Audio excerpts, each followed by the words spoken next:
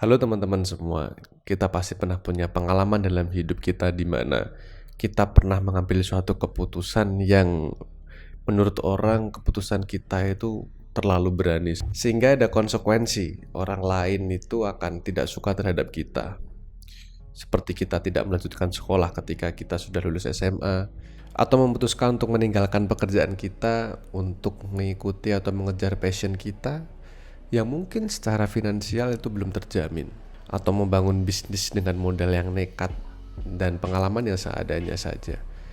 Dan mungkin yang paling ekstrim atau yang paling sering kita temui dan mungkin bagi orang itu mustahil adalah ketika kita melepaskan duniawi kita untuk mengejar akhirat, seperti kita mengabdi kepada agama kita, atau kita ingin mencari jati diri kita, atau kita ingin menjalani sebuah perjalanan spiritual dan lain-lain lah.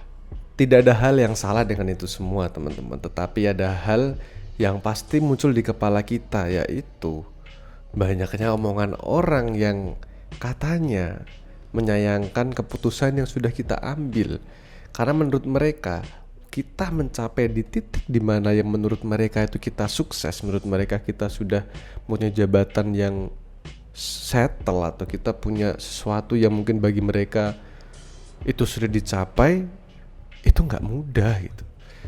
Dan mereka banyak yang ngomong, banyak loh yang pengen di posisi kamu, banyak loh yang pengen ada di jabatan kamu, banyak loh yang rebutan ingin jadi di posisi itu, tapi kamu yang dari situ malah resign, kamu yang di situ malah keluar. Sebagai makhluk sosial memang kita nggak bisa meninggalkan lingkungan kita untuk hidup sendiri selamanya, karena konsekuensi dari kita menjadi makhluk sosial itu juga ada teman-teman. Kita harus siap ketika kita berbeda dengan orang lain, ketika kita tidak sesuai dengan harapan lingkungan sekitar kita. Kemudian kita akan dijadikan bahan omongan, kita akan dijadikan bahan obrolan bagi lingkungan mereka atau circle mereka, bahkan kita sampai dikucilkan. Kita harus terima itu teman-teman.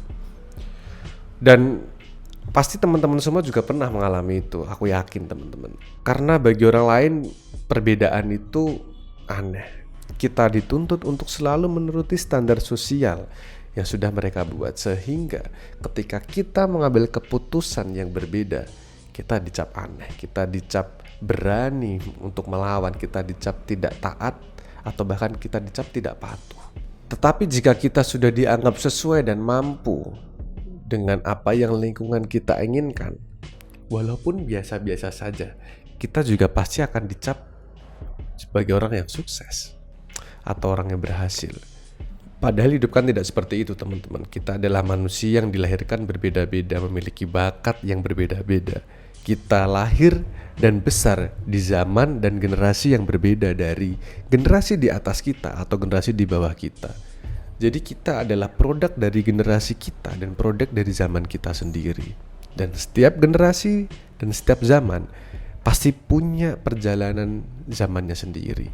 Dan kita tidak bisa memukul rata apa yang ada di atas kita untuk sama dengan kita, dan apa yang ada di bawah kita untuk sama dengan kita. Apalagi di zaman sosial media ini, bagi orang yang haus validasi akan mudah sekali membagikan sesuatu dalam platform mereka, di platform mungkin di YouTube, di Instagram, TikTok, dan lain-lain. Apalagi orang yang memiliki jumlah followers yang mungkin ratusan ribu atau bisa jutaan, konten mereka akan mudah sekali untuk dikonsumsi oleh masyarakat secara luas karena kekuatan dari internet dan sosial media tersebut. Dan apa yang mereka bagikan dalam dunia maya sedikit banyak itu juga akan berpengaruh kepada pola pikir kita dan apa yang ada dalam kehidupan kita.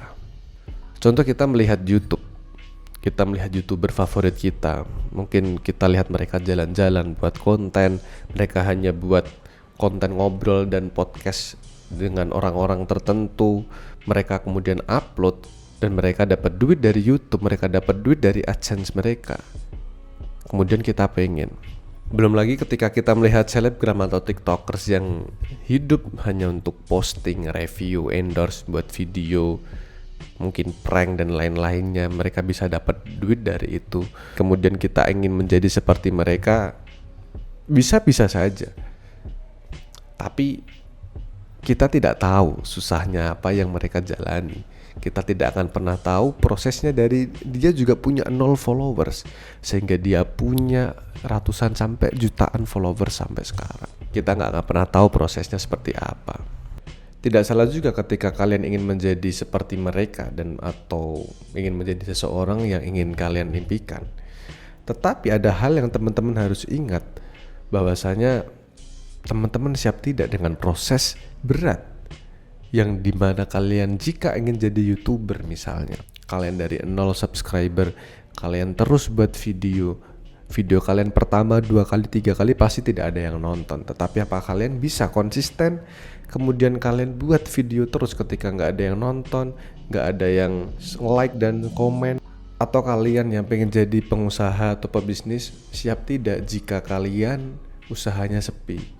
Ketika kalian berjualan tidak ada yang membeli, ketika kalian berjualan sama sekali 0 pembeli, tetapi kalian harus berjualan setiap hari demi hari dan demi harinya. Enak kalau kita hanya pikir yang manis-manis saja.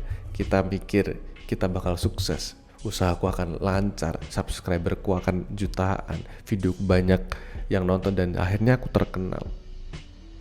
Tetapi jika tidak, apa yang kalian siapkan? Apakah kalian akan menangis sepanjang hari di setiap harinya?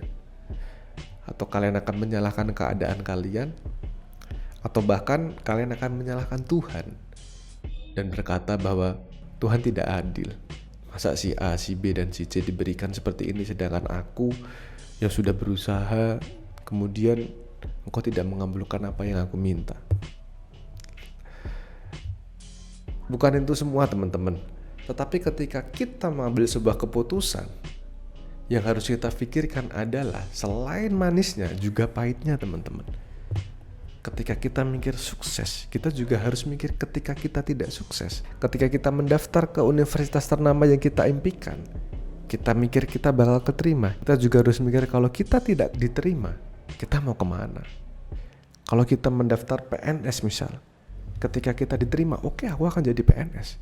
Kalau tidak, maka pikirkanlah segala resiko itu baik-baik teman-teman.